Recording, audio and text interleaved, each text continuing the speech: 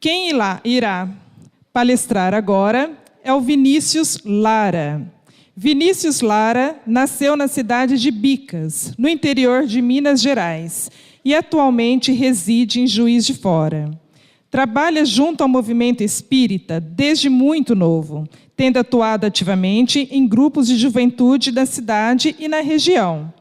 Iniciou suas atividades no campo da mediunidade aos 14 anos, sob os cuidados de desvelado companheiro espiritual, que se apresenta pelo nome de Ivon. Desde então, vem trabalhando na tarefa da psicografia de mensagens e orientações espirituais, ditadas por espíritos ligados à consolidação do pensamento espiritista no Brasil.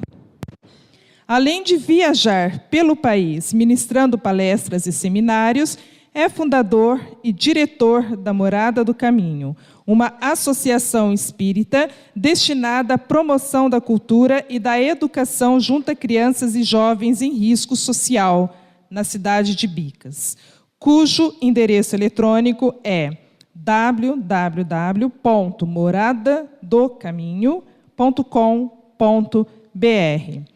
Vinícius também escreveu este livro, A Educação entre Dois Mundos, psicografado por Vinícius, pelo Espírito Cristiano. Esse livro também está à venda na nossa livraria, lá embaixo. Após a palestra do Vinícius, teremos 20 minutos para a gente poder sanar dúvidas, né?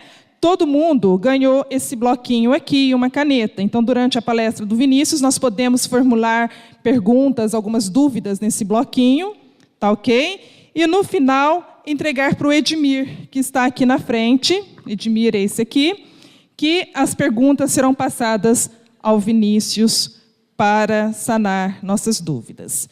Então, gostaríamos de chamar aqui para nos presentear com o tema Viver no Mundo Sem Ser do Mundo, Vinícius Lara.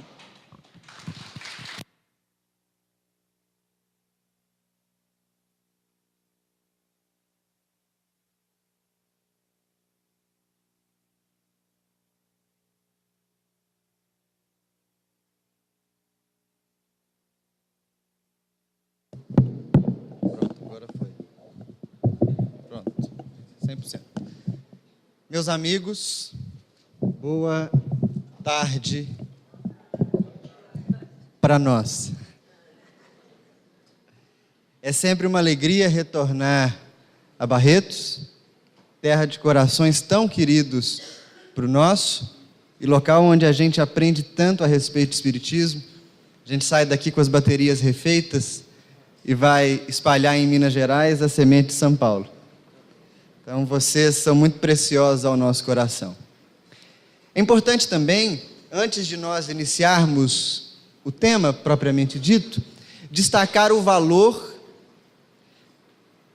da entrega de cada um em dedicar parte do seu tempo à reflexão a respeito do caminho espiritual. Nós somos aqui em aproximadamente 300 pessoas. Se acrescidos a esse número, nós tivermos também aqueles outros companheiros que nos seguem agora pela internet, alcançamos um número enorme de corações que estão comprometidos com uma reflexão um pouco mais objetiva a respeito do sentido existencial e de uma forma concreta com que nós possamos ressignificar a realidade. Vivemos um momento em que é muito atual, ou segue muito em voga tratarmos de transição planetária, de mudança, de efervescência das ideias. Mas, em última análise, meus amigos, transição nada mais é do que a falência dos modelos antigos com os quais nós lidávamos com a vida. Durante muito tempo, a forma de nos relacionarmos uns com os outros, de nos relacionarmos com o mundo, atendeu aos nossos caprichos. Enquanto indivíduo humano recém-saído da animalidade, enquanto iniciantes no pensamento, era natural agirmos de modo egoísta, de modo autocentrado, de modo castrador, violento, agressivo, Mas à medida que vamos descobrindo luzes na mente e no coração, já não é mais tão satisfatório cometer os mesmos atos e manter os mesmos hábitos do princípio do nosso processo de amadurecimento. Aí reside transição.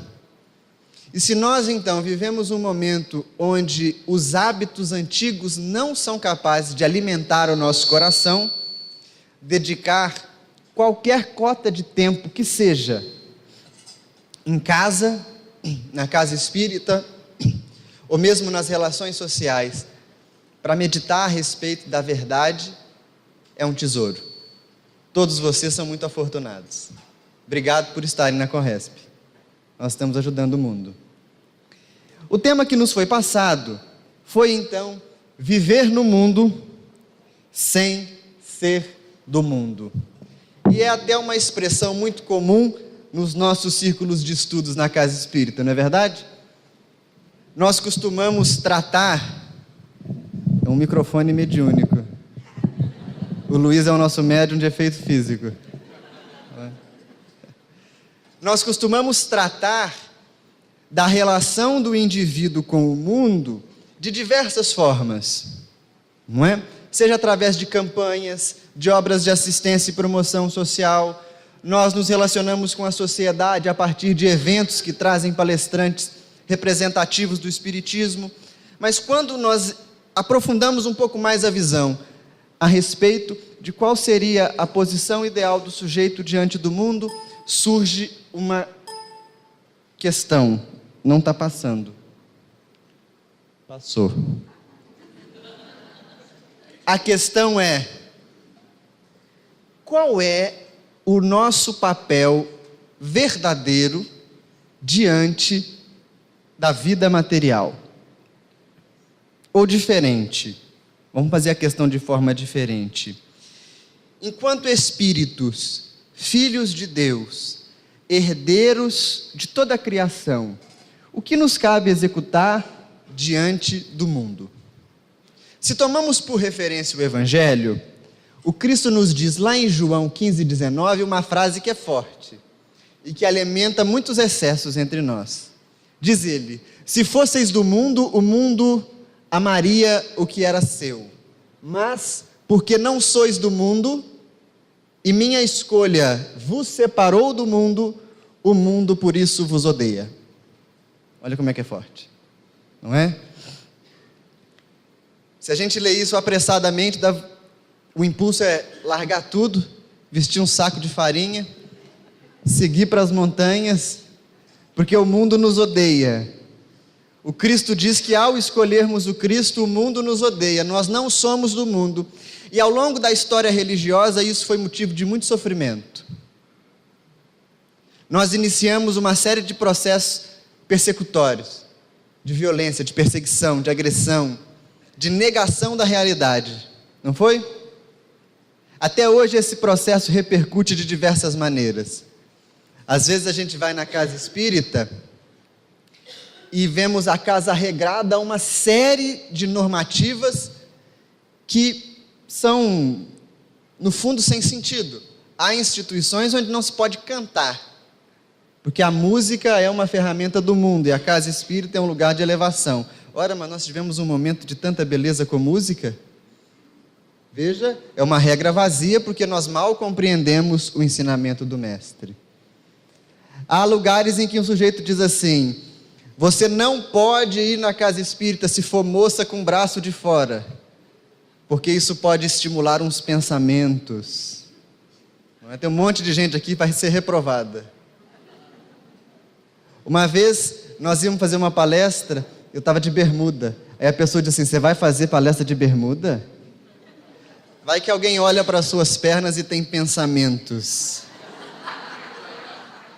E eu pensei: para as minhas pernas? Se a pessoa tiver pensamentos, serão de compaixão, né? De dó, pesar.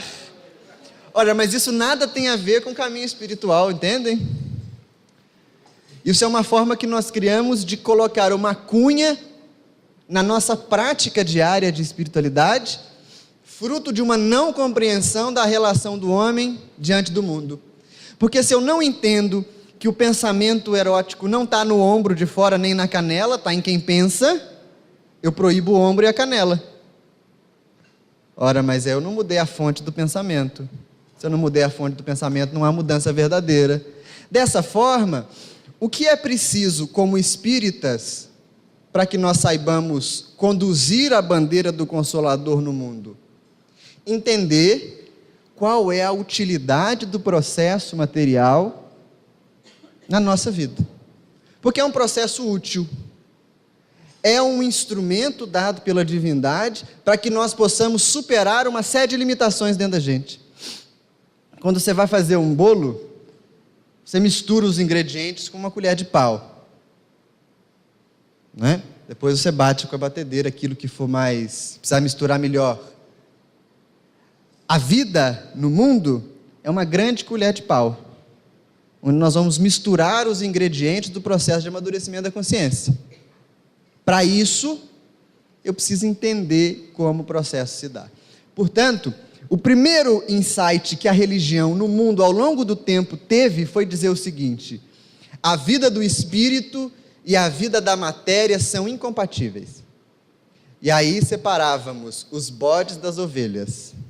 Você que é espiritualizado, à direita. Você que não é, à esquerda. E causamos muito sofrimento em indivíduos de diversas naturezas, de diversas nacionalidades, por esse pensamento limitado.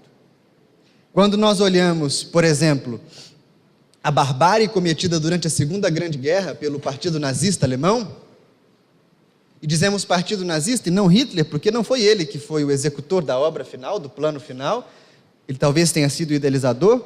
A raiz disso era a separação dos puros e dos impuros, dos bons e dos não bons.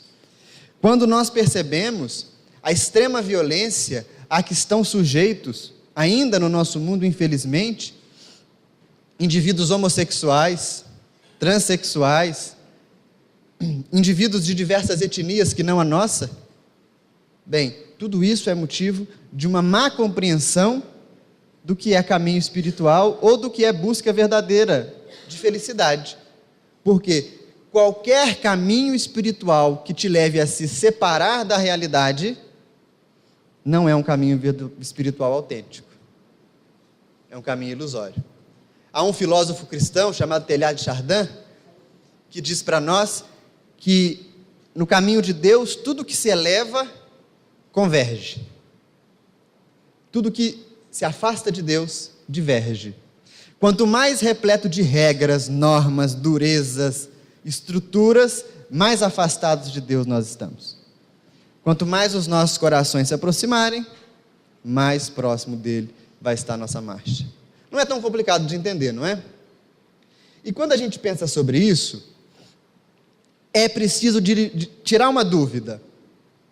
Não ser do mundo, no ensino do Evangelho, não pode significar negar o mundo, nem fugir do mundo. Seria muito simples se nós pudéssemos, todos nós, arranjarmos uma caverninha, colocarmos nessa caverninha um sinal de internet, é claro, né, porque não se vive tão facilmente sem internet, não é? Um chuveiro quente, tudo que a gente tem na nossa casa, e vivermos no retiro e na solidão de um recanto qualquer. Mas há uma confusão nesse pensamento, porque geralmente nós tendemos a negar o processo evolutivo. Sabe o filho adolescente que ama o pai, mas tem vergonha de dizer que ama? Somos nós.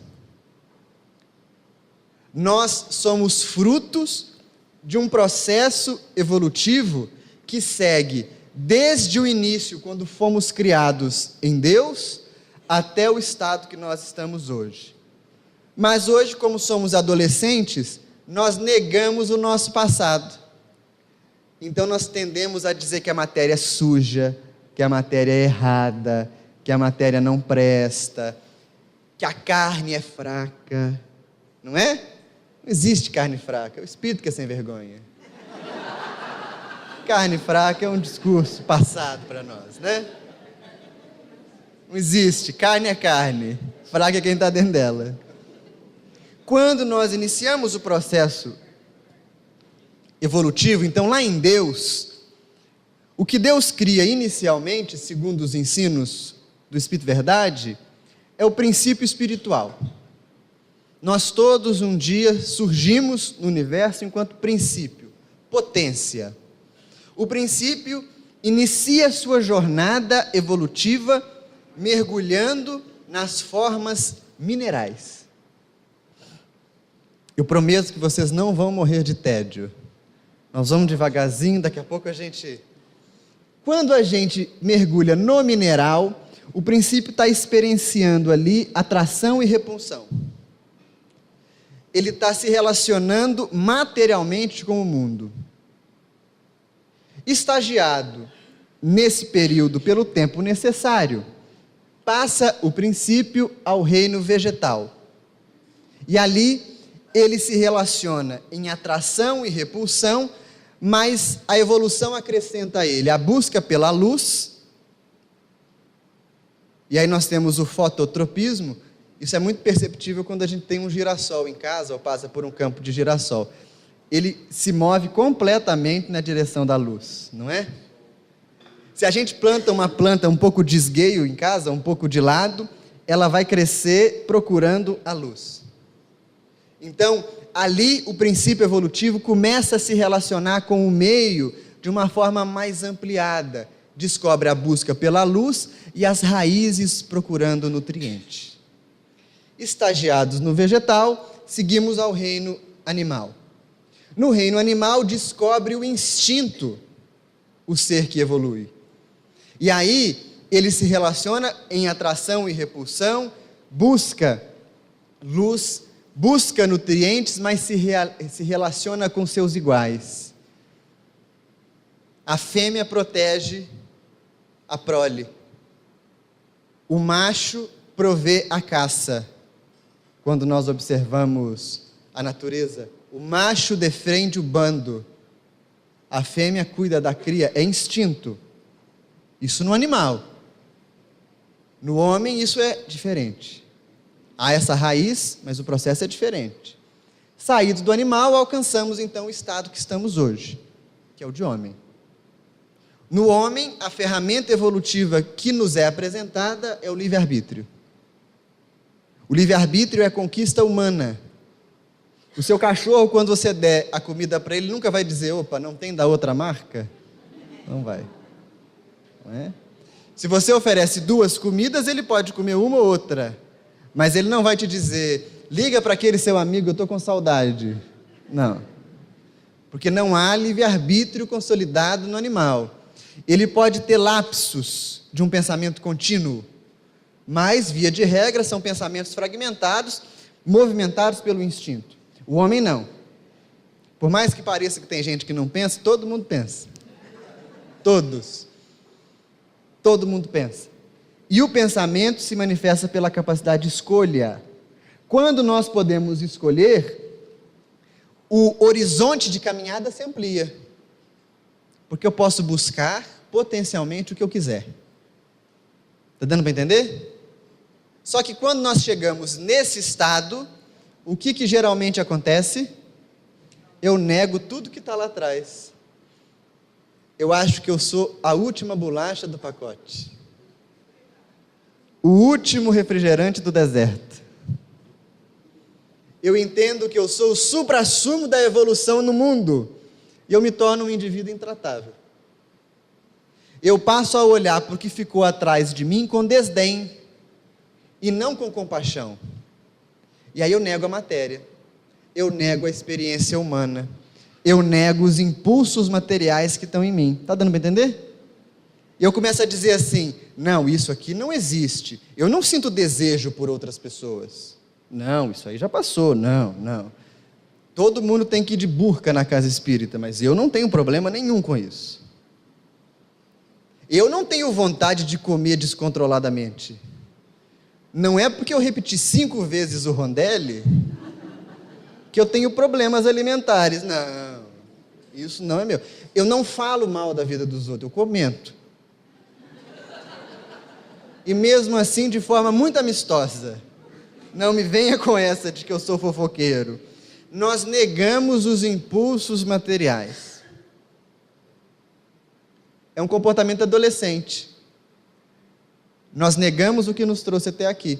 Enquanto nós mantivermos esse movimento de negação, nós não podemos seguir para o próximo passo do processo. Porque o próximo passo é quando nós atingimos a consciência crística, o estado do Cristo. E o estado do Cristo é o estado de comunhão com Deus. Para que eu possa dar um passo adiante, no momento em que eu estou agora, eu preciso me reconciliar com o animal, com o vegetal, com o mineral, com Deus. Muito mais do que decorar o livro dos Espíritos de cós salteado, muito mais do que ler incontáveis livros, a proposta espírita de renovação da consciência é a proposta de reconhecer a nossa humanidade para tornar essa humanidade iluminada pela luz do amor. O Cristo mesmo nos diz, olha, não são os sãos que precisam de médicos, são os doentes. Se nós somos bons, se nós não erramos, se nós não temos falhas, nós não precisamos do Cristo. Se você está aqui e você não tem problema, aproveite o seu carnaval, senhor. Vai jogar bola, acha uma cachoeira aqui perto, vai dormir, né? Porque o fato é, estamos aqui porque há algo dentro de nós que sente falta de Deus, que sente falta da luz. Para que eu chegue no Cristo, então eu preciso me reconciliar com esses estados. E me reconciliar com esses estados é assumir a minha natureza profundamente humana. Talvez o maior exemplo de humanidade que a gente tenha no Evangelho seja Simão Pedro. Pedro foi o homem dos homens. Se lembram que ele, quando sobe ao Tabor com Jesus, e Jesus se transfigura, ele fica encantado com o Mestre na sua forma natural. Jesus volta e Pedro diz assim, Senhor, o povo está se matando lá embaixo. Vão descer não? Vamos fazer 3 tendas aqui, uma para o Senhor, uma para Elias, outra para Moisés. Eu, Tiago e João ficamos aqui adorando o resto da vida, e a gente fica cá para cima. Esquece esse povo lá embaixo. E Jesus diz para ele, Pedro, convém que desçamos. Ele vai todo decepcionado, né? E desce. Quando as crianças vão se aproximar de Jesus, Pedro faz igual a gente, né? Sai fora, menino. Não vai atrapalhar ele agora, não.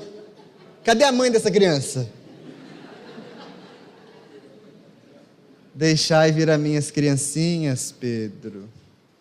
E ele volta e entra novamente no eixo. Quando Cristo vai visitar a filha de Jairo, em meio à multidão, uma mulher lhe toca, a mulher hemorroíça, e é curada. O mestre estanca a caminhada e diz, alguém me tocou. Pedro fala, Senhor, pelo amor de Deus, está todo mundo te pôr na mão. Você está no meio da multidão. O que mais tem é mão. Você vem com essa história que alguém me tocou? Todo mundo tocou? Não, Pedro, alguém me tocou diferente, porque eu senti sair virtude de mim. O Cristo caminha sobre as águas, os discípulos no barco se sentem assustadíssimos, e um diz, é um fantasma.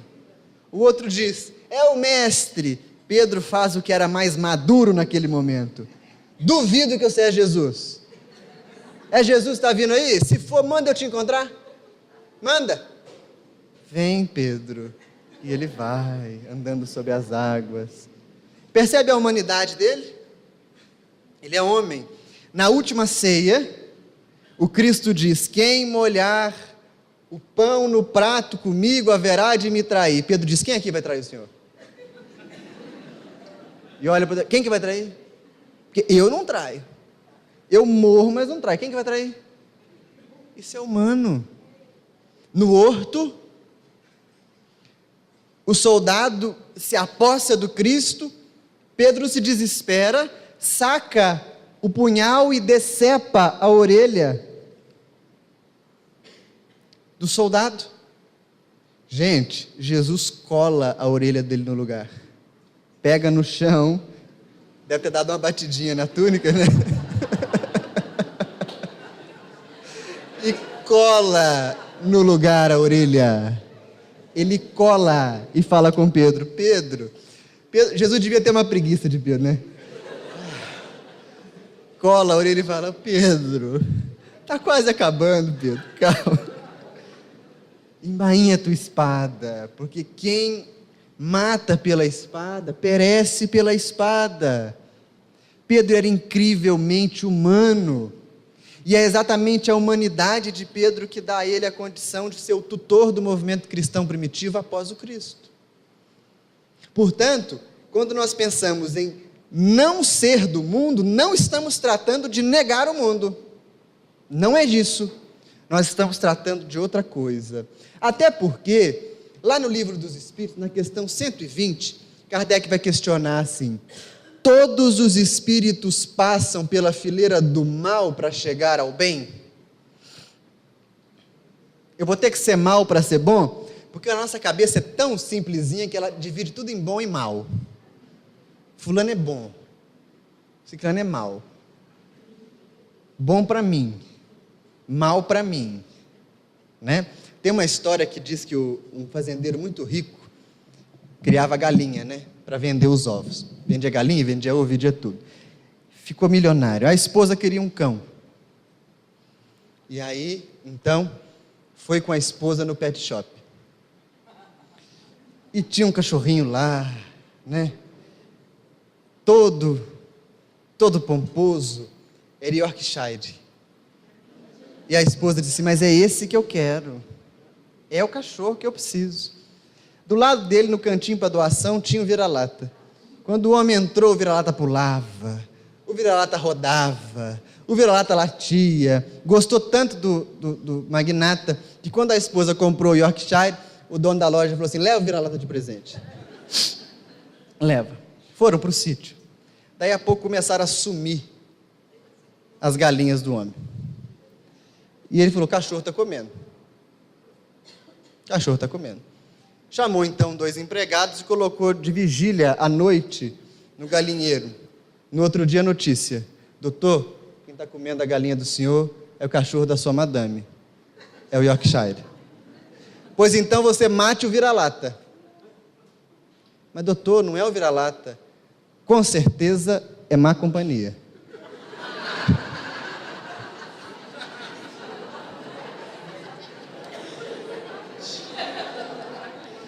Esse, geralmente, é o meio pelo qual nós medimos bem e mal.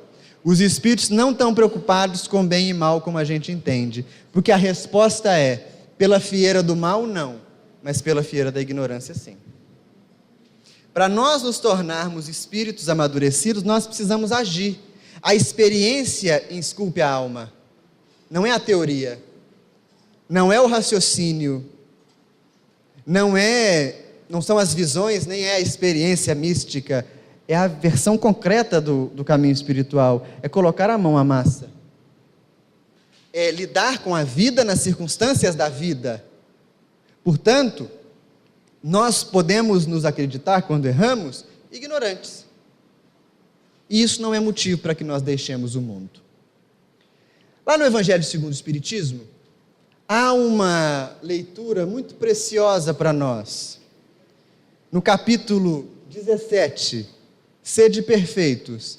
A leitura é uma instrução espiritual assinada por um espírito protetor, que se chama O Homem no Mundo. E ela é um tesouro de sabedoria, porque ela vai tratar exatamente desse dilema que nós criamos: o que é puro, o que não é, o que é santo, o que não é, o que é elevado, o que não é, como viver a vida no mundo. Nós às vezes nos resguardamos com tantos preconceitos que vivemos situações inusitadas. Nossa região de Juiz de Fora, ela é orientada, segundo Chico Xavier, por um espírito muito amoroso chamado Venâncio Café. foi um padre que viveu na cidade e foi um grande benfeitor. E todos falam nas casas espíritas: Venâncio Café, Venâncio Café, Venâncio Café, Venâncio Café. Nós frequentamos várias instituições, várias reuniões na cidade. Nunca tivemos oportunidade de estar em contato com o Venâncio Café Espírito. Muito bem. Certa vez recebemos um convite: Vinícius, você pode vir falar do Evangelho para nós? Posso, mas tem um problema, aqui não é uma casa espírita, nós somos um terreiro de Umbanda. Aí a gente faz primeiro o estudo, depois a gente tem o passe, e depois nós temos os trabalhos. Você importa? Eu disse: de maneira nenhuma, vou fazer o trabalho. Fomos, fizemos a palestra. No momento dos passes, resolvi tomar um passe. Quando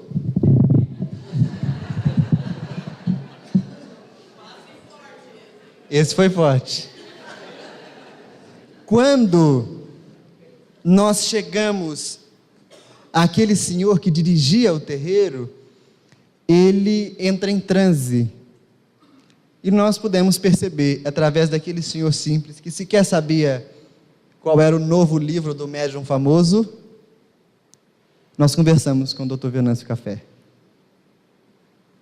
Portanto, não é a forma que define a essência. E é isso que a mensagem vai dizer para nós.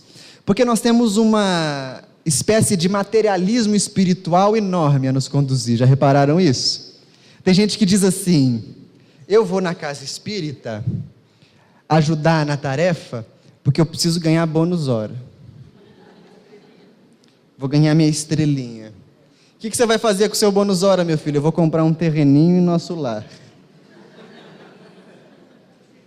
Eu preciso morar lá. Gente, nosso lar foi publicado na década de 40. De lá para cá, todo mundo quer terreno em nosso lar.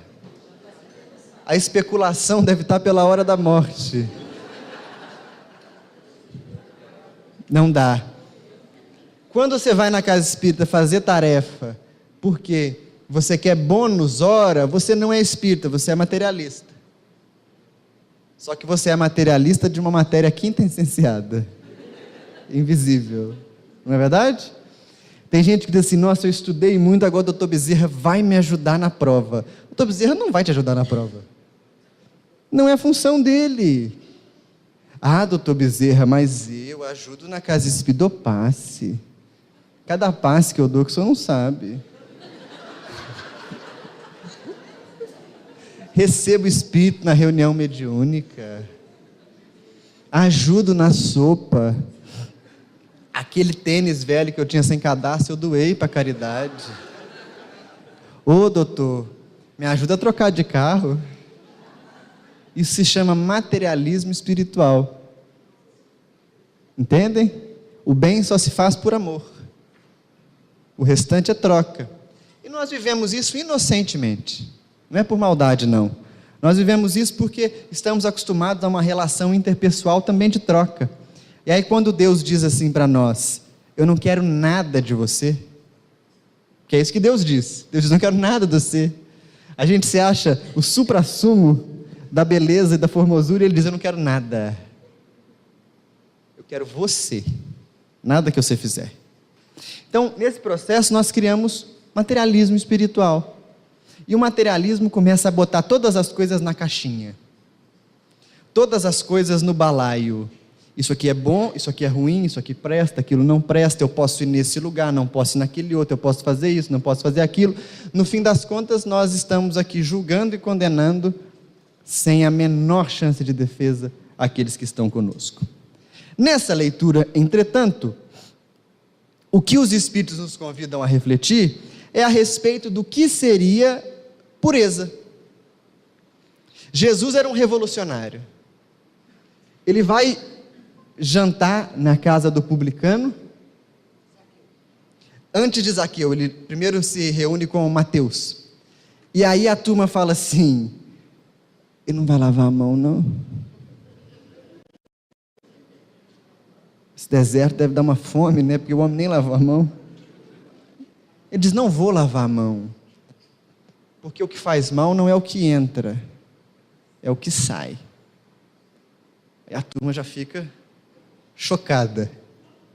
Quem que é esse? Ora, a verdadeira pureza que o Evangelho nos convida a ter é o que a gente chama de pureza de coração. Não tem a ver com o seu corpo. Uma vez, nós fomos questionados na nossa casa, qual tarefa na casa espírita um companheiro homossexual poderia assumir? Aí a turma diz assim, não, talvez a assistência social, né? Assim, um estudo, evangelização, jamais. Vai dar mau exemplo para as crianças. Esse tema é tão espinhoso que só da gente falar a vibração muda. E aí nós questionamos os espíritos que dirigem a tarefa. E eles disseram, todas.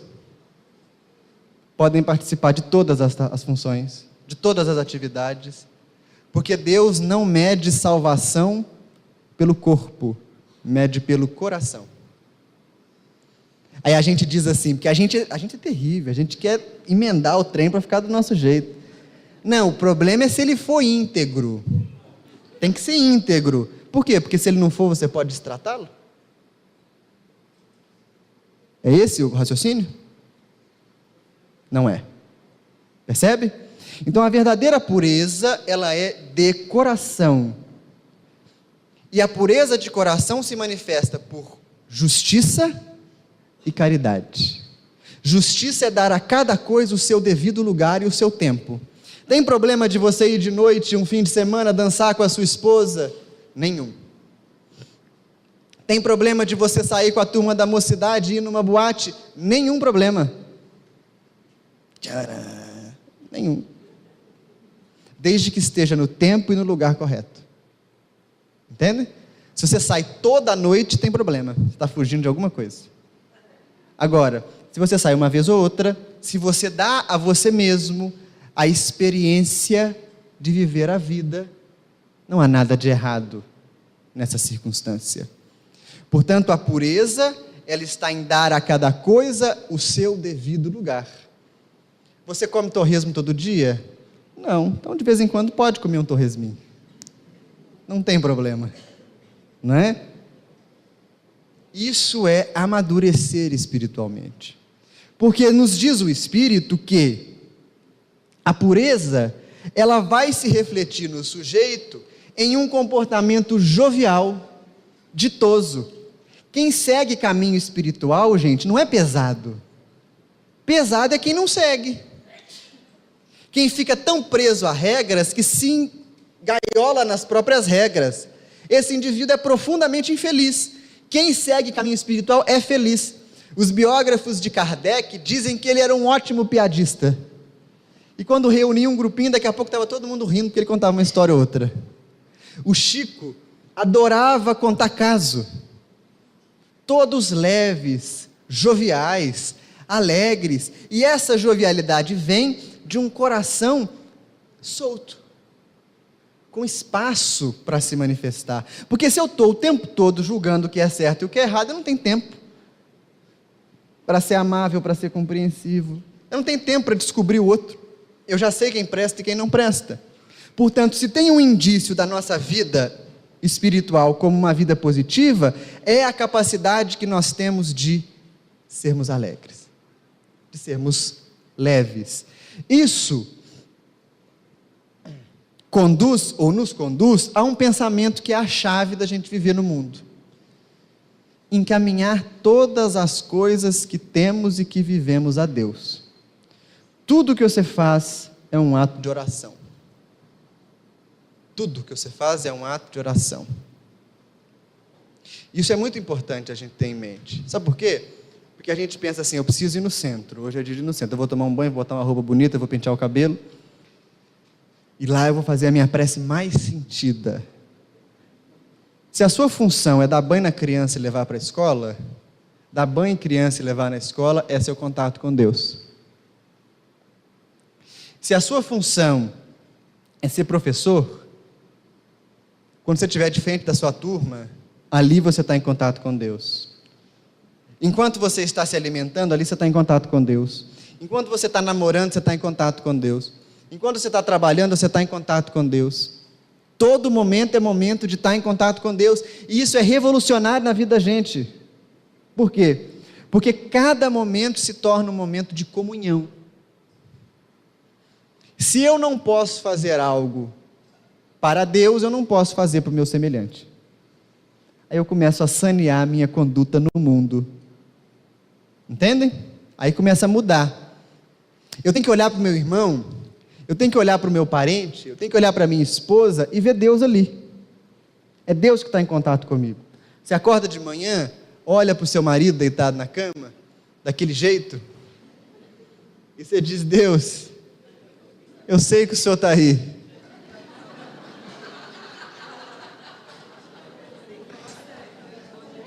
Não, fala só para você, não fala aqui, ó, não põe a boca não, fala na cabeça. Eu sei que o Senhor está aí, e tudo que eu fizer com o meu marido, é com Deus que eu estou fazendo. Tudo que eu fizer com o meu colega de trabalho, é com Deus que eu estou fazendo. Aí tem gente que pensa assim: ah, mas eu nunca vou fazer uma prece para o meu marido, tá doido? Se a prece que você faz para o seu Deus, você não pode fazer para o seu marido, reveja a imagem que você tem de Deus. Porque Deus se manifesta no mundo pela própria criação. Então vejam, eu estou no mundo, exercito pureza, de coração, sou leve, e a leveza faz com que eu encaminhe tudo para Deus. Se você tem problema de fazer algo pensando que Deus está vendo, reflita. Ou aquilo não é algo que deve ser feito, ou você deve abrir o coração para Deus participar de tudo na sua vida, porque no momento em que o indivíduo consegue fazer isso, ele se torna incrivelmente compassivo. E aí, o ciclo do homem e do mundo se fecha. Ele descobre compaixão e ele devolve compaixão para o mundo. O indivíduo espiritualizado não é aquele que foge das relações humanas. Se você vai numa festa e você é um indivíduo que está no caminho espiritual, todas as pessoas da festa vão ficar à sua volta, naturalmente, porque quem se encontra no rumo do amor exala um perfume de compaixão, de fraternidade, é agradável. Tem gente que passa na rua, a gente diz: mas que pessoa bacana, eu nem conheço, mas me inspira uma coisa tão boa, não é? Esse perfume se chama iluminação espiritual, e nós descobrimos essa fragrância na lide diária. Aí eu estou precisando de um tempo para mim. Esse tempo é uma coisa horrorosa, né, gente? Por quê? Porque ele geralmente é mentiroso. Uma vez eu estava fazendo um estudo, eu falei: tempo é a armadilha da alma. Aí alguém falou comigo assim: mas Paulo ficou 3 anos no deserto. Mas o tempo de Paulo foi deserto, o nosso é Netflix. Né? Eu preciso de um tempo na praia, com sol. Não há tempo para o amor. O amor é o tempo. E quando nós somos capazes de afinar a nossa consciência com isso, o mundo deixa de ser inimigo. O mundo deixa de ser opositor. Eu não tenho medo de ir à rua. Aí eu não tenho medo do carnaval. Eu não vou para os eventos de carnaval, não é porque eu não posso, é porque eu não quero. Isso é amadurecimento da consciência. Você deixa de ser criança, porque a criança, a mãe fala assim: chega em casa às 8 horas. Tem que chegar às 8. Quando você fica adulto, você já não tem uma mãe para dizer para você: chega às 8. Você chega a hora que acha que deve. E nós, em relação ao mundo, precisamos nos tornar adultos. Porque quando a gente se iluminar lá na frente, chegar no contato com Cristo, nós pensamos que alguém vai ler uma ata fúnebre da nossa jornada evolutiva, né? Vinícius, no ano de 1114 você foi um mercador de escravos, 1300 e pouco foi um padre corrupto, 1400 e tanto, e vai lendo todas as nossas chagas, né? Nada disso. Quando nós nos iluminarmos, o Cristo vai falar com a gente assim: você já viu tudo que tinha que ver na matéria? Já aprendeu tudo que tinha lá? Já. Deixou para trás? Deixei. Então agora vamos seguir. Sem julgamento, sem agressão, sem culpa, só amor. E vocês veem como isso é sério. Já leram o livro Voltei, de irmão Jacó? Quem não leu, leia. Eu vou dar um spoiler. É pouca coisa. Jacó chega no além e ele não tem luz. Ele não tem luz própria. Todos os amigos têm, ele não. Ele começa a ficar incomodado com aquilo, né? Todo mundo tem luz. Ele olhava para ele, mais ou menos assim, igual a gente mesmo. Só que lá no além. E aí ele começa a entrar em crise. Sabe por que ele estava em crise? Porque ele diz no livro: eu queria que alguém me dissesse que eu não tenho luz. Eu queria que alguém me chamasse a atenção, porque aí eu ia dizer umas boas, umas verdades para ele. Eu ia dizer por que eu não consegui. Eu ia dizer quais foram todos os meus problemas, com o que eu lutei nessa vida. E ninguém pergunta nada. Todo mundo com luz e ele sem. Imagina, você está num lugar que está todo mundo vestido e só você sem roupa. E o povo nem te diz nada. Você é doido para achar uma bermuda e ninguém nem aí. Era Jacó. Porque a iluminação não tem culpa, não tem julgamento, não tem violência. Ela se dá toda na frequência do amor e da compaixão. Se nós tivéssemos que registrar uma semente do nosso estudo de hoje, a semente é compaixão. Todo o resto está incluído nesse grandioso movimento da alma. O que acontece, então, quando eu descubro que eu sou um indivíduo no mundo e que o mundo não é meu inimigo? O que acontece com a minha vida? Eu descubro o que a gente pode chamar de espiritualidade do caminho. Esse quadro aqui é uma pintura, que não está muito clara para todos, de Jesus na estrada de Emaús, com os dois cristãos, logo após a sua crucificação.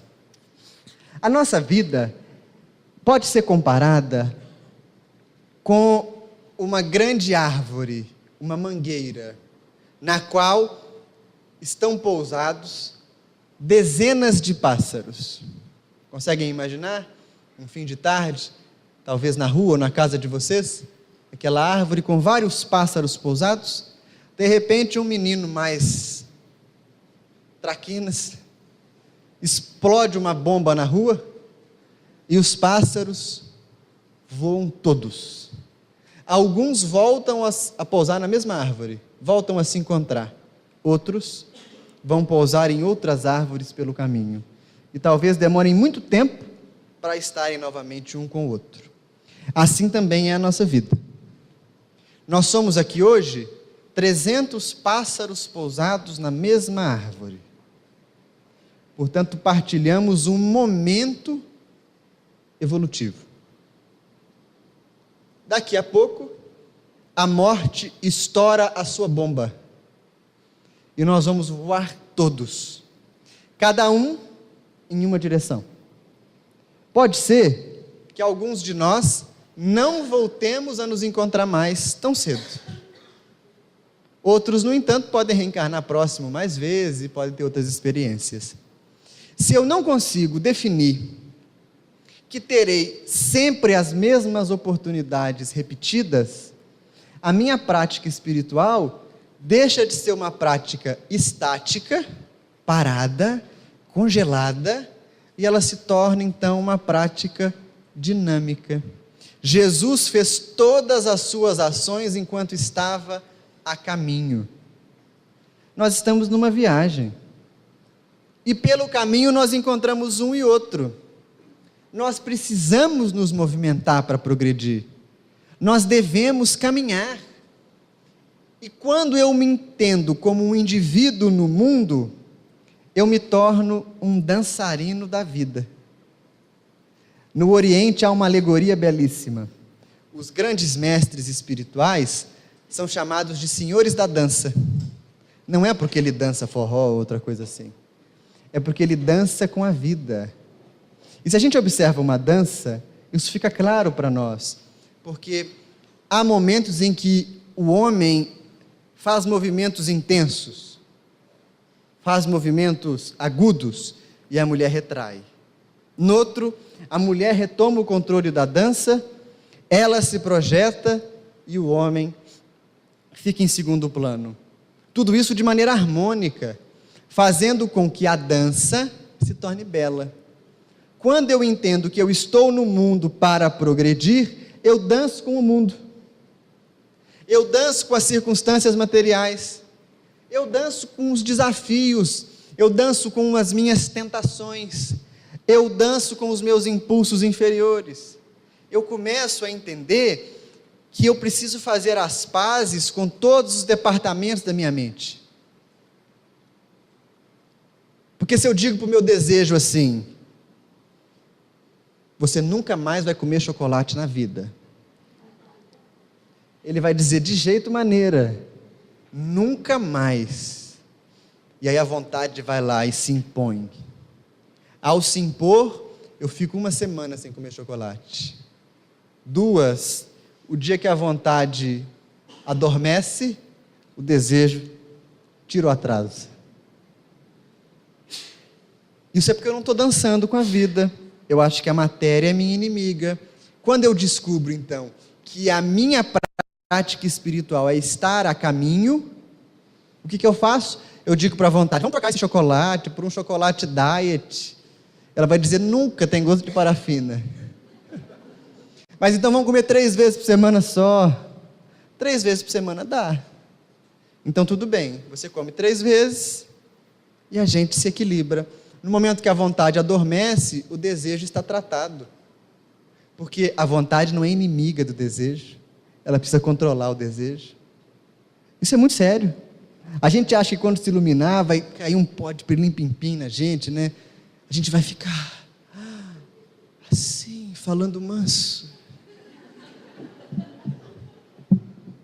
Vai ser a esfera da monotonia.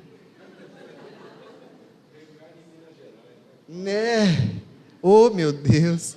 Não é. Saulo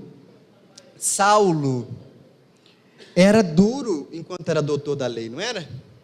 E quando ele encontra Jesus? Continua duro. Só que agora a serviço do amor. Então nós não precisamos negar a condição humana, nós precisamos dançar com ela. Precisamos amansar os nossos desejos, amansar os nossos impulsos. E o primeiro caminho para amansar os nossos impulsos é reconhecer que esses impulsos existem. Na primeira epístola de João, ele diz assim: filhinhos, não creiais em todos os espíritos, antes sabeis se vem de Deus.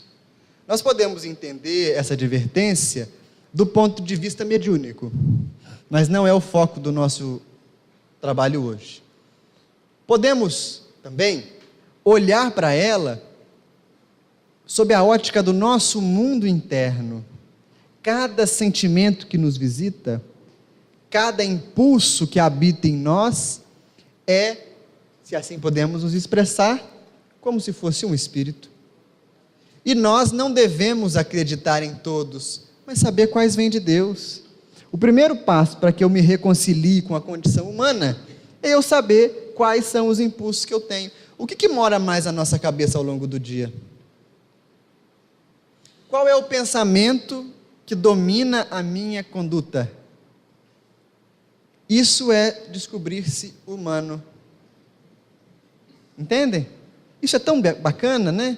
Isso é tão leve, porque isso faz com que a gente se torne um instrumento para o progresso do outro, não para ficar vigiando a vida do outro, mas para que a gente, ao se policiar, demonstre claridade para o outro. a nossa vida se torna um caminho. E nós vamos de mãos dadas. Há uma síntese interessante que eu gostaria de partilhar com vocês. Eu peço licença para ler um pouquinho só, tá? Que está lá no Evangelho de Lucas. Ou melhor, não lerei, eu vou contar. Que é exatamente a passagem da estrada de Emaús.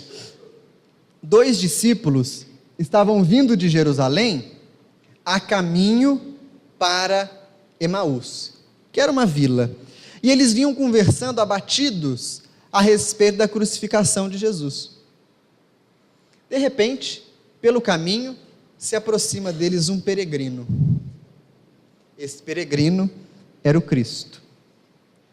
No entanto, nos diz o Evangelho, os olhos desses discípulos estavam como que fechados, e eles não reconheciam que era o Mestre. Esse é o primeiro retrato da nossa condição. Nós vivemos constantemente a caminho, e nós esperamos usar o caminho para falar de Jesus, não é isso?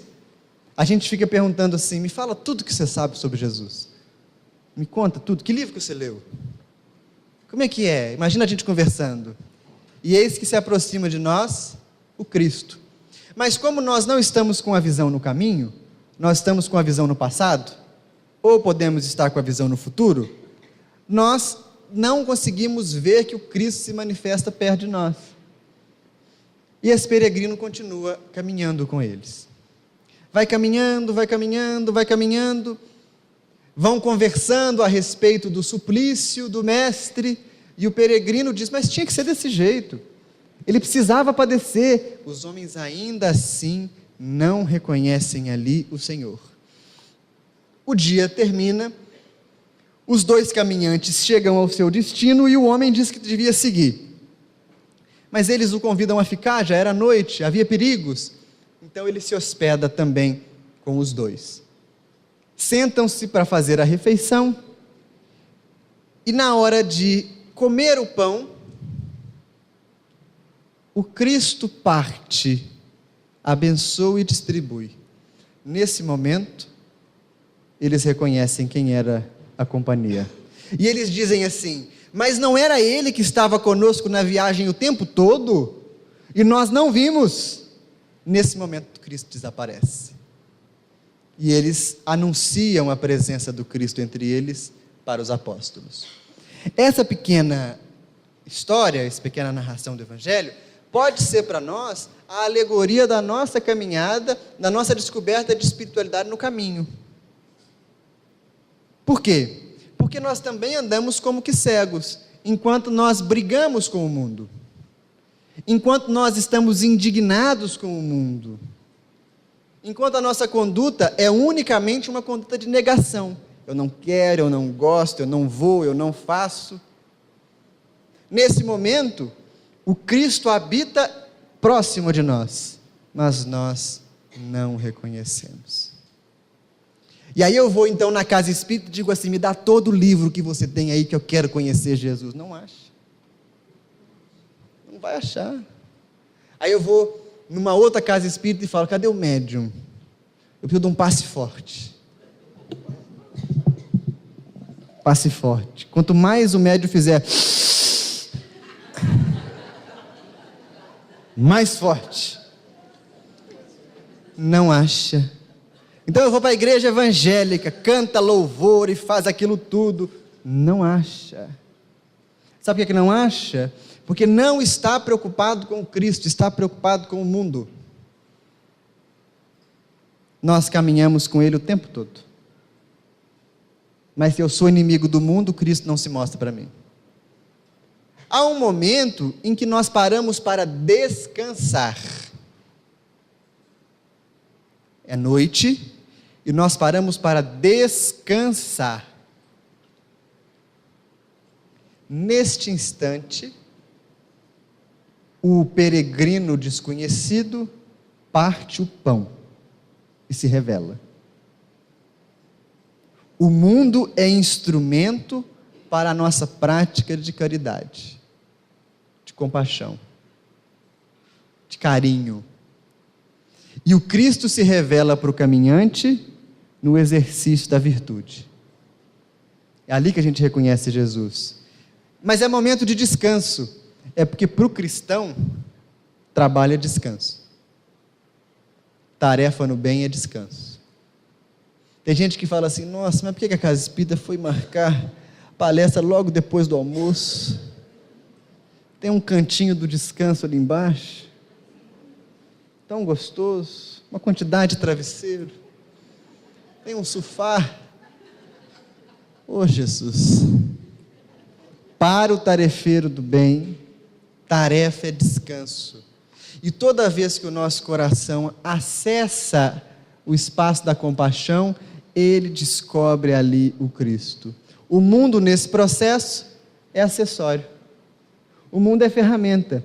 Então não faz diferença nenhuma para Deus se você é gordinho ou se você é magrinho. Não faz diferença para Deus se você é rico ou se você é pobre. Não faz diferença para Deus se você é homem, se você é mulher, se você é japonês, se você é brasileiro. Não faz diferença para Deus a sua constituição física. Não faz diferença para Ele com quem você se relaciona. Não faz diferença para Ele o tipo de amor que você desenvolve com o seu semelhante no campo afetivo sexual. Isso tudo é irrelevante, porque o processo de libertação da consciência é o de usar todas essas coisas como ferramenta para o exercício da caridade e da compaixão. Ah, Vinícius, mas eu já faço caridade. Eu dou violão sem corda para a Casa Espírita. Olha, eu repito muito isso, sabe, gente? Ontem estava tendo palestra lá em Belo Horizonte, eu fiz a palestra lá, e eu vou dividir com vocês que eu tenho uma raiva muito profunda de quem doa as coisas faltando pedaço para a Casa Espírita. Que isso é uma falta de vergonha na cara. Não é? Isso é uma displicência sem tamanho. Se o trem não dá para usar, conserta. Se não dá para consertar, o lugar é lixo, não é Casa Espírita. Tem gente que limpa a garagem só para a Casa Espírita fazer o carreto. Está errado. Eu tenho uma coisa dentro de mim com isso, mas vocês relevem. É a nossa natureza humana. Ora, isso não é caridade. Isso não é caridade. Nós tivemos a oportunidade de conviver com Alcione Peixoto. Talvez alguns de vocês conheçam. Ela é filha do grande médium Peixotinho, que foi um dos maiores médios. Segundo Chico Xavier, o maior médium brasileiro foi Peixotinho, que era um médium de materializações. E Alcione foi a nossa primeira instrutora de mediunidade. E Alcione conta que quando ela era novinha, a mãe dela recebia todos os doentes em casa.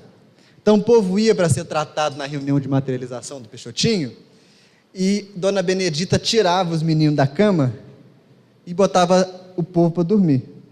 E Alcione disse que era para morrer, porque tinha que dormir no chão. Só que o que ela mais detestava, e as irmãs, é quando ia gente com menino pequeno, porque usava fralda de pano. E aí, bem, tinha que lavar a fralda, né? E as meninas iam para o tanque lavar as fraldas, indignadas. Conta ela então que a mãe gritava de dentro de casa: lavem de boca fechada, e não pensa que está fazendo caridade. Você está cumprindo o seu dever de ser humano. Caridade é outra coisa. Quando você mata a fome de quem tem fome porque você tem condição, você não está fazendo caridade, você está cumprindo sua obrigação. Porque se você tivesse fome, você gostaria que alguém te alimentasse. Isso é um dever social.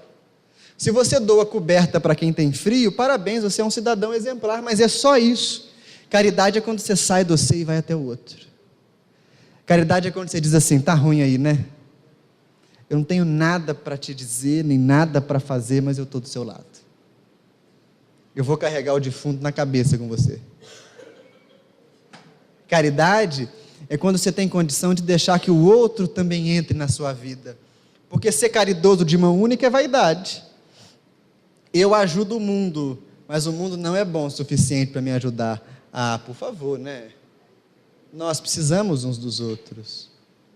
Nós somos interligados uns aos outros. E o mundo é a ferramenta dessa conexão. Então, se no começo Jesus disse para nós, lá atrás, que o mundo nos odeia, Aqui no Evangelho de João, ele vai dizer para nós outra coisa, quando ele está conversando com Deus a respeito dos discípulos. Lá em João 17,15, o Senhor faz um acordo com Deus em relação aos discípulos. E esse acordo é belíssimo. E sintetizando o acordo, que seria o que haveria de acontecer depois da crucificação, da partida do Mestre, ele diz para Deus assim: não peço que os tires do mundo, mas que os livres do mal. Isso é bonito demais, gente. Eu queria muito viver num mundo sem violência, um mundo onde as borboletas voassem pela rua, e os passarinhos cantassem, tudo fosse colorido e o amor reinasse. Esse mundo não vai existir tão cedo. Sabe por que não? Porque esse mundo é o mundo aqui, colocado fora. Se eu não sou capaz de agir com honestidade na caixinha do pegue e pague, eu não tenho direito de falar sobre corrupção, porque eu sou corrupto. Se eu sonego o imposto de renda, eu não tenho direito de falar sobre corrupção, porque eu sou corrupto. Se eu aceito o troco errado, a mesma coisa. Portanto, o mundo de fora é o mundo de dentro. Deus não vai afastar de nós as experiências da labuta material. Se Ele fizesse isso, vamos convir que Ele seria um péssimo pai. Nós precisamos aprender a lidar com o mundo para que nós tenhamos poder sobre a matéria, e não a matéria tenha poder sobre nós. Portanto, o caminho é um caminho de nos colocar em contato com as experiências que precisam ser superadas em nós. E aos pouquinhos, então, eu vou dançando com a realidade. Danço para cá, danço para lá, me aproximo, me afasto, descubro o que me move, me distancio daquilo que faz mal, volto, erro, peço desculpas, reconheço a minha humanidade e em pouco tempo sou o emissário do alto no mundo, unicamente por tratar o mundo como eu gostaria de ser tratado. Há uma história de Chico que eu acho que sintetiza muito o pensamento do homem no mundo. Ou melhor, como nós poderíamos viver sem ser presas do mundo. Essa história aconteceu com um amigo do interior de São Paulo, que eu não me recordo o nome. Li uma vez numa revista de espiritismo. Ele vai visitar o Chico já velhinho, bem velhinho. Já não psicografava, não aguentava. E as pessoas faziam filas para cumprimentar o médium ainda até alta madrugada. O único desejo dos indivíduos era pegar a mão de Chico e cumprimentar. O amigo estava ao lado do médium e Chico perguntou para ele assim: fulano, esse povo vem de tão longe para me ver e olha para mim, eu já não sou nada, sequer psicografo uma linha, por que é que esse povo vem me ver? O que eles querem aqui? E o companheiro disse que essa pergunta ficou na cabeça dele a noite inteira, e aquele dia Chico cumprimentou as pessoas até às 4 da manhã. Quando acabou de cumprimentá-los, Chico disse assim: meu filho, você pensou na pergunta que eu te fiz? E aí como que aquela noite toda passou em revista na mente dele, e ele falou assim: Chico, eu acho que o povo vem porque eles têm saudade de Jesus. Eles querem matar a saudade que eles sentem de Jesus. Aí o Chico riu e encerrou-se o diálogo. Sabe qual que é o nosso destino no mundo? Sermos capazes de matar a saudade que as pessoas sentem de Jesus. Tem que olhar para você, tem que olhar para mim e falar assim: aquele ali sacia em mim a fome e a sede que eu tenho de virtude. A gente não vai fazer isso sendo chato, implicante. excessivamente rigoroso. Nós não vamos conquistar isso separando, dividindo, afastando. É amando que se faz. É aproximando que se faz. É dando de si. Dessa maneira, amigos, nós vivemos no mundo porque o mundo nos serve. Temos só que dizer quem manda em quem. Temos que compreender que devemos viver como homens do nosso tempo, fazendo as coisas que fazem os homens do nosso tempo, no entanto, sacrificando tudo a Deus, entregando tudo ao Senhor. O restante é alegoria, é retórica, é poética. O restante se torna muita palavra para pouca ação. O desafio é única e exclusivamente sermos humanos, porque é disso que Deus precisa. Vamos encerrar a nossa fala, abrir para as possíveis perguntas.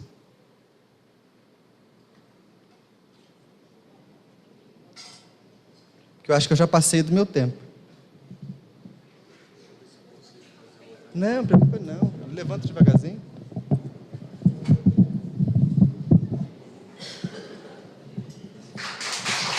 Não havendo. Palmas para o Vinícius, gente.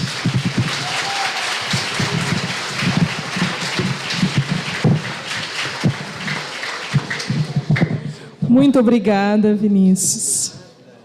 Prazer enorme tê-lo aqui com uma palestra tão bonita, tão esclarecedora. Muito obrigada. Perguntas? Alguém formulou alguma pergunta? Ninguém com dúvida?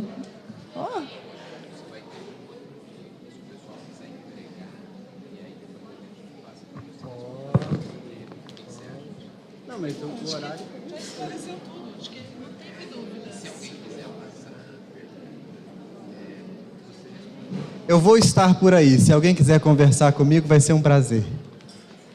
Ok, muito obrigada, Vinícius. Palmas novamente para o Vinícius, que nos presenteou agora essa tarde. Obrigada, querido. Obrigada.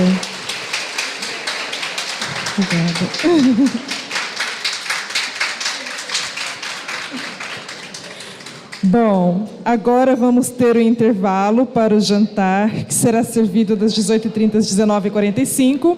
A sala de descanso e confraternização está à disposição de todos. Logo mais às 20 horas teremos a noite artística com Rafael Zago e Anfari, novamente. E, mais tarde, uma confraternização, degustando uma pizza. Obrigada a todos, boa tarde. Obrigada à Rede Espírita pela transmissão ao vivo.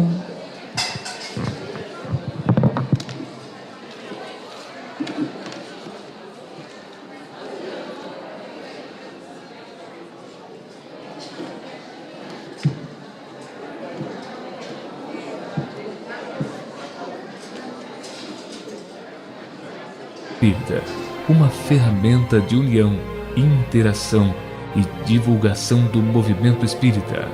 Acesse www.redeamigoespírita.com.br e confira nosso acervo disponível. Rede Amigo Espírita, divulgando, instruindo e unificando. Rede Amigo Espírita, uma ferramenta de união, interação e divulgação do movimento espírita. Acesse www.redeamigoespírita.com.br e confira nosso acervo disponível. Rede Amigo Espírita, divulgando, instruindo e unificando. Rede Amigo Espírita, uma ferramenta de união, interação e divulgação do movimento espírita. Acesse www.redeamigoespírita.com.br e confira nosso acervo disponível. Rede Amigo Espírita, divulgando, instruindo e unificando. Rede Amigo Espírita, uma ferramenta de união, interação e divulgação do movimento espírita. Acesse www.redeamigoespírita.com.br e confira nosso acervo disponível. Rede Amigo Espírita, divulgando, instruindo e unificando.